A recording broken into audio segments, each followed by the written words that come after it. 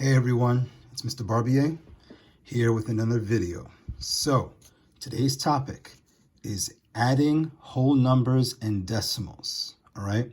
So as I usually do, this is your homework. As you can see here, right? We have some whole number addition problems, some decimal addition problems from 1 through 10. But this is for you to do, not for me to do for you.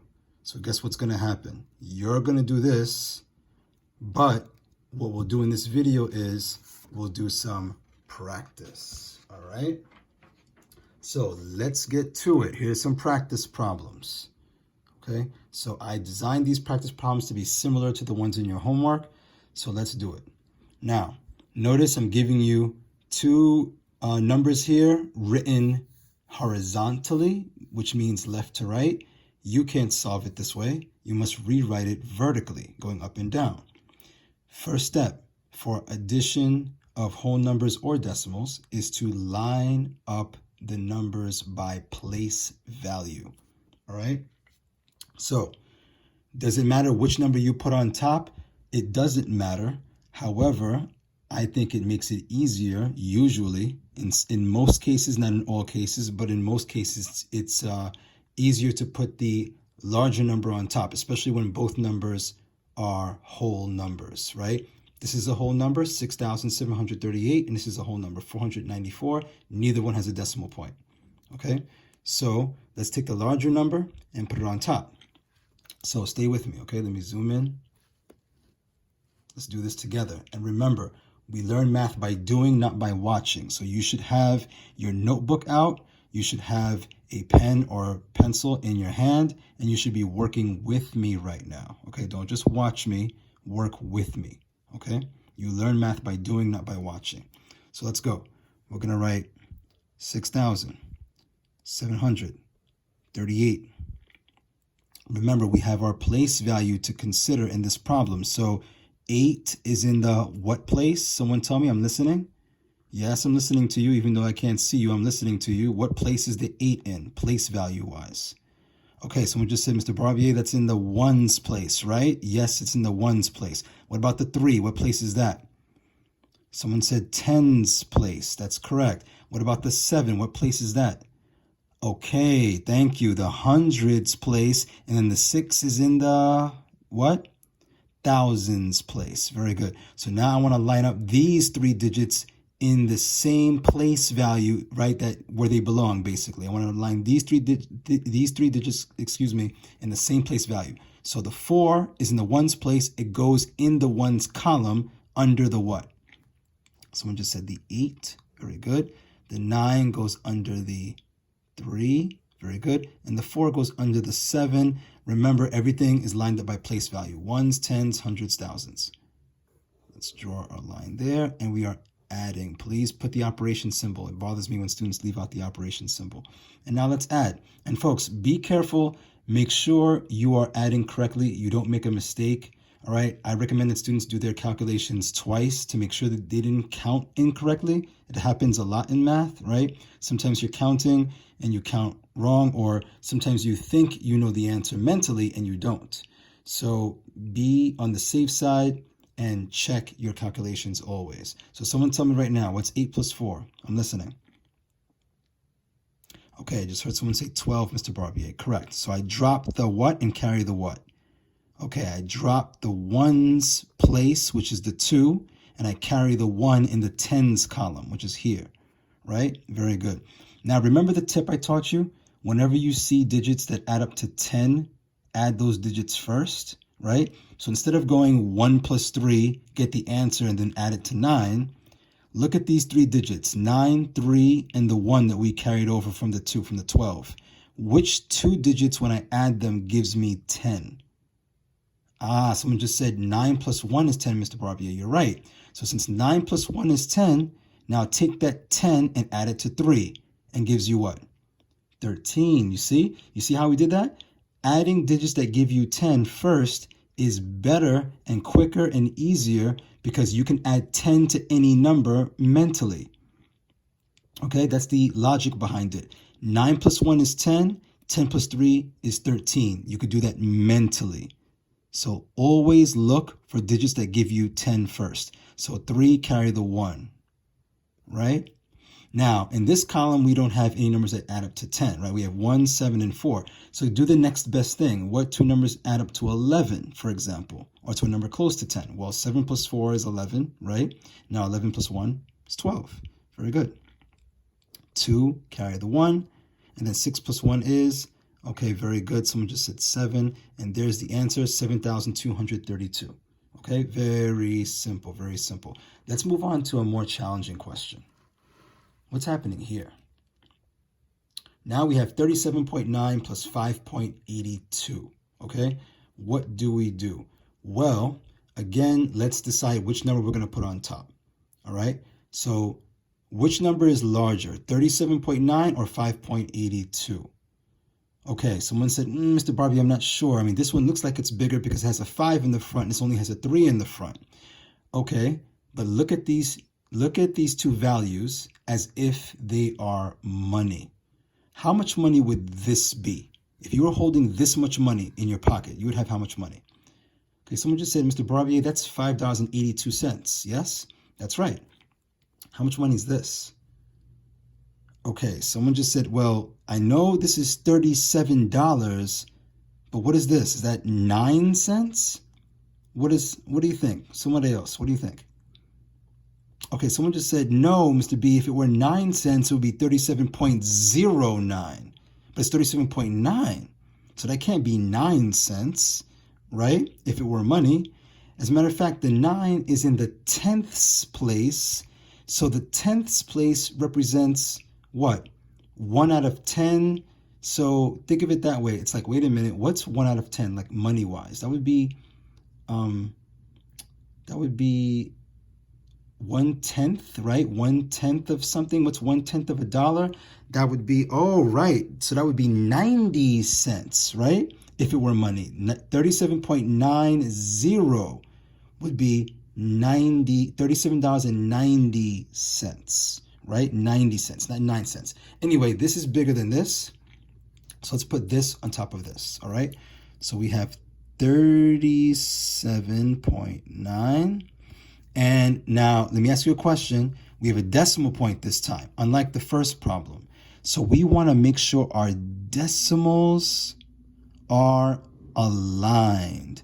Notice what I'm doing. I'm making a skinny little column just for the decimal point. Why? So that this decimal goes underneath this decimal, like this. Okay? I always say, put the decimal first, put the numbers around it. So here's the decimal here. The 5 goes to the left of that decimal. Under the 7, not under the 3. Okay, keep the place value the same. The 8 goes under the 9, and the 2 goes here.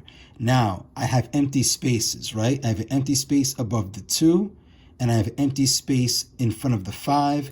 I want to put placeholders there. So let's put a placeholder 0 here and a placeholder 0 there, just to eliminate confusion. Students always ask me, Mr. Barbier, is that necessary? Can I leave these placeholders out?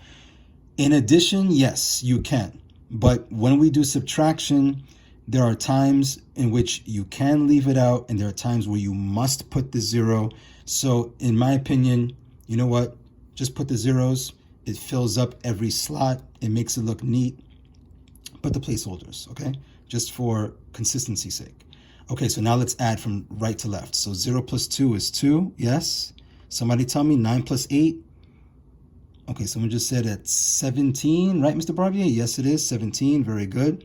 So 7, drop the decimal right away. Don't wait till the end of the problem to do so. So 7, carry the 1. Okay, what do we have here? 1 plus 7 plus 5. You can add them in any order you want.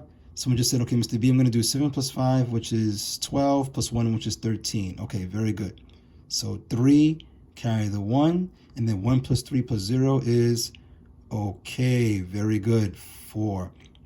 Folks, if you did this one on your own, right? Maybe you paused the video before I revealed the answer. Great. Well, guess what? You are correct.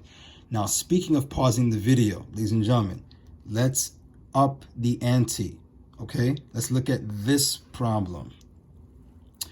Guess what I'm going to ask you to do, and please do it. pause the video right now, try this problem by yourself, and then when you're done and you feel confident, unpause the video and let's see if your answer is correct. So do so right now, okay? I'm watching you. Don't think I'm not watching you. Pause the video. Pause. Hit the pause button, okay? I'm looking. Hit that pause button and do this problem by yourself. Go for it.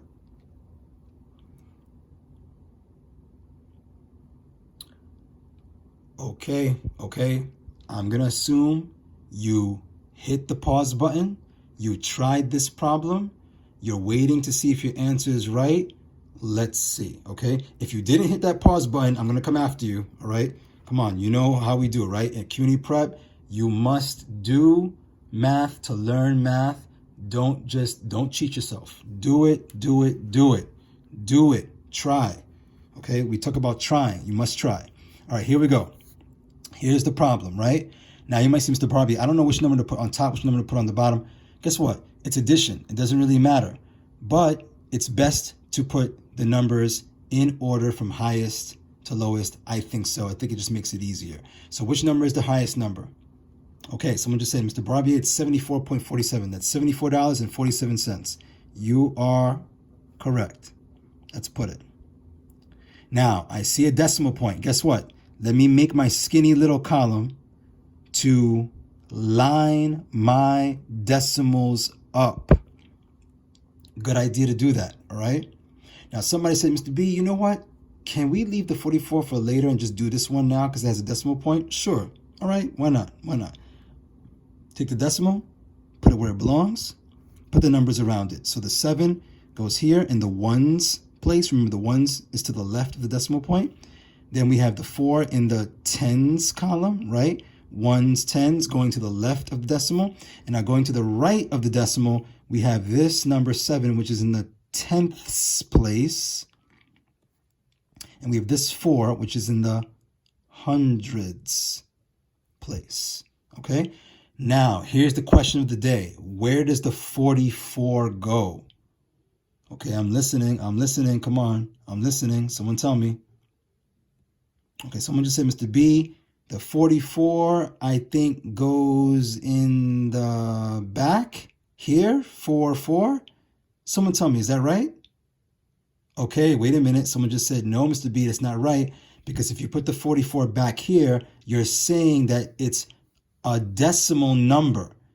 Is 44 a decimal number? Meaning, does it represent cents or does it represent dollars? If you think about it in terms of money. Okay, someone just said, no, wait, Mr. B, hold on. That's a 44. That's a whole number 44, which is $44, which means that if this had a decimal point, which it does, but it's invisible, the decimal would go right here. Oh, okay. So guess what? If that's where the decimal goes, that means the decimal goes here to be aligned with these decimals, and the 44 would go to the, someone tell me, left or right? Okay, someone just said it goes to the left. Right, that is correct. And what about back here? What can I put back here? Okay, I heard you, yes. Zeros as placeholders. Now we can add. First column, 7 plus 4 plus 0. Someone just said 11, very good. Again, we have a 7 and a 4, but this time we have a 1. So that's what? Okay, 12, right? Because 12 plus 0 is still 12. So 2, drop the decimal right away, carry the 1. What about this column? Okay, someone just said, well, Mr. B, we know 7 plus 4 is 11. So 11 plus 4 is 15 plus 1 is 16. Is that right, Mr. B? Yeah, that is right. So 6, carry the 1. Okay, now let's look at this one. We got 7 and 4, we know is 11, plus 4, we know is 15, plus 1, we know is 16, and there it is. If you got this answer correct on your own, give yourself a huge pat on the back, because you did great. Ladies and gentlemen, thank you for your effort, all right? Because effort is what counts, All right, give me that effort always. I'm always looking for effort. Whether you get the answer right or wrong doesn't matter. If you did get the answer incorrect, look carefully and see where you went wrong and try not to repeat that mistake. All right, ladies and gentlemen, so we just did 3 practice problems. Now it is your turn to do this homework sheet by yourself. Show me all of your work, okay? If you don't have a printer, don't worry about it. Just write the problem in your notebook. You might say, Mr. B, do I need to write it this way first? No, you do not, okay? Do not worry about that. The problem is written horizontally, but you rewrite it vertically, up and down, all right? Because you can't solve it this way.